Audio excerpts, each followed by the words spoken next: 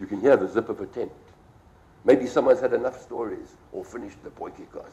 Or maybe they've simply had too much to drink as we sit around this Captain Morgan fire.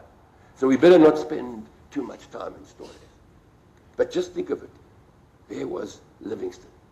He went on to become a great explorer. But there was no place for a woman in his life when he found the Zambezi with Cotton Oswald.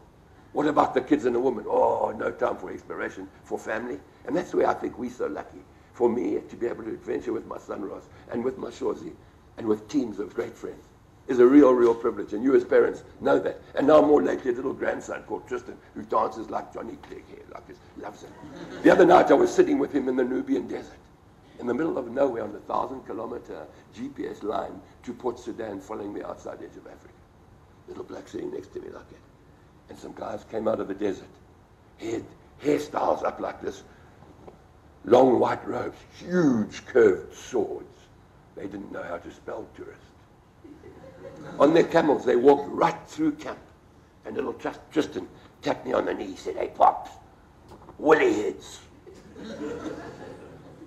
Africa is also all about family. But we're talking about Chuma and Susi as we throw another log on the fire. These two brave black heroes. So Livingstone continued on his journeys. Poor old Mary got sent to Blantyre in Scotland. Don't you think she should have been sent back to Kuruman, where she'd been born barefoot on cow dung floors? But Livingstone sends her all the way back to Scotland, where he was born in Blantyre, hence Blantyre in Malawi today. Poor girl, there wasn't enough money allowed to her by the London Missionary Society. She started to tipple a bit. What about the kids? Have a hard time. Eventually, when Livingstone's crossed, and Mike knows the journey so well, Livingstone crosses the African continent from present-day Kilimani all the way from Luanda on the west side, all the way to Kilimani, close to the mouth of the Zambezi. Rich and famous now, he writes a book. He forgot to take note that the Portuguese said, "Beware of the Cabora Bassa rapids," that they did in fact exist. So he came back to prove that the mighty Zambezi was navigable all the way up to the Victoria Falls. And he brings Mary with him, back on expedition. She dies and is buried under a baobab tree at Chupanga. She dies from malaria, the first white woman to die from malaria on the southern bank of that river. And I've spent so much time at that gravesite. Just the other day, I was there with my Shorzy, and she put some wildflowers on the grave, and we had these delightful mums, pregnant mums and children, all around the grave singing a song about Mary, and we were able to give each one of those mums and children a life-saving mosquito net.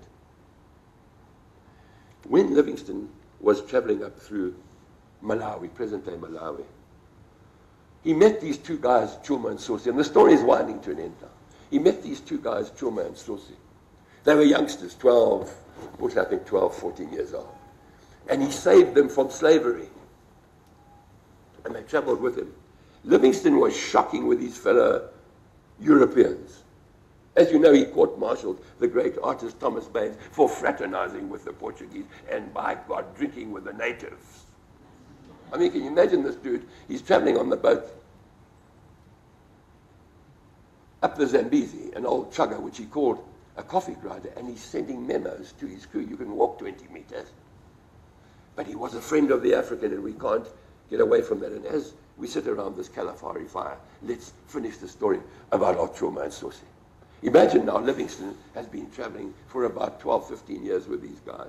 He gets found by H.M. Stanley. Stanley says, "You're famous now. Come back to England and Scotland." He refuses. Stanley goes back with the story and becomes famous of how he found Livingstone. But what does Livingstone do? Livingstone treks to Unyanyembe in the center of present-day Tanzania. Chuma and Susi with him, and 30 porters, and they trek south down the shoreline of Lake Tanganyika in search of the source of the Nile. He's 60 years old, and he's dying, bleeding to death from dysentery, and they're carrying him in a kitandu, which is the Swahili word for a makeshift stretcher. They're up to their chests in water, and I got a map in London and was able to follow this whole journey with my family. I remember getting to the same river, the same place. We'd hired dugout canoes to get him across, and they put the kitandu on the base of a dugout canoe, and they got him across. And the last entry in his journal, the last single entry in his journal reads, "Find me milch goats," because all he could digest was milk. The poor bloke was dying. They carried him into Chief Chatambo, the first village. Chief Chatambo, the fifth village, is there to this day. Imagine the scene. It's raining softly. This is how Dave would have told the story. It's raining softly. They build a makeshift shelter. They carry the kitando inside. They put the kitando on top of Livingstone's packing cases. They leave a young boy outside the makeshift hut with a kudu horn. At 4 o'clock the next morning, he sounds the alarm. Chuma and Susi come running with their spears. They walk into the hut. They touch Livingstone on the cheek. He's cold. He's dead. They snuff out the candle. The bloke that they'd been following for 12 to 15 years is dead. What would you have done? I would have dug a hole. It's the rainy season, hot as hell, flies, vultures. I would have dug a hole, chucked Livingstone's body inside, covered it up, taken the special bits and pieces, and disappeared back to Zanzibar. But as you know, they didn't. They cut his chest open. Imagine the flies, the heat. They took out his heart. They buried it in a biscuit, in a waterproof biscuit, and that Livingstone would have carried one of his old journals in. And they buried that under a giant mapundu tree. Then they took the corpse and they rubbed it with coarse salt, having got rid of the intestines, of course. And much like a piece of biltong, they turned it to the sun. Took them 30 days. They had to build a piece of palisade around the corpse to keep out the predators. And once it was dry, they put it in a hollow box cylinder, stitched it up, and pulled it. They stitched it up with a piece of old sailcloth, put it in a hollow box cylinder, hung it from a pole, and they walked for over 1,000 miles across Africa. And people say, hey, is there goodwill between black and white in Africa?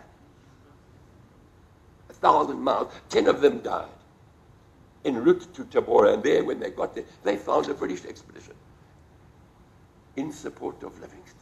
They didn't even know he was dead. Meanwhile, he was this piece of biltong in a hollow box cylinder.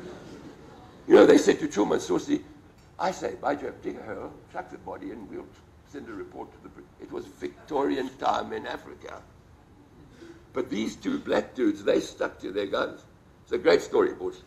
They stuck to their guns. They said, hey, we'd sat around a fire like you guys are sitting with me around a fire in the Kalahari tonight. And we promised this guy we were going to take him back to England or Scotland. I doubt whether they knew England or Scotland was. So they stuck to their guns. Do you know the head of the expedition, the British expedition, gave them a fellow called Dyson. He will escort you to the coast. Dyson shot himself dead 2 days later. These guys continued on the journey. And Dave would expect me to tell the full story. Because when they got to one chief's place, he said, not a damn are you bringing the dead body of a white man across my area. The dead spirit of a white man. He was the only white man in that area. So what did they do? Under cover of darkness, they took that piece of biltong that was Livingstone. I mean, rigor mortis, of course, had long since set in. And they sort of moved him around a bit and put him in a packing case. And they filled the coffin, the makeshift coffin, with reeds. And several of the party made their way back towards Lake Tanganyika with the white man's note in a stick. And Livingstone's body was smuggled on towards the coast. The guys in an act of subterfuge, of course, they, during the course of the next day or two, met up with the rest of the party, and they made their way on to Bagamoyo. And of course, we know what Bagamoyo means in the Swahili language. Please forgive the throw. Bagamoyo means where you lay down the burden. Thank you. Where you lay down the burden of your heart. Because that was the first place that tens of thousands of slaves that had been driven across Africa, chained and yoked, carrying ivory, driven like cattle, first saw the Indian Ocean.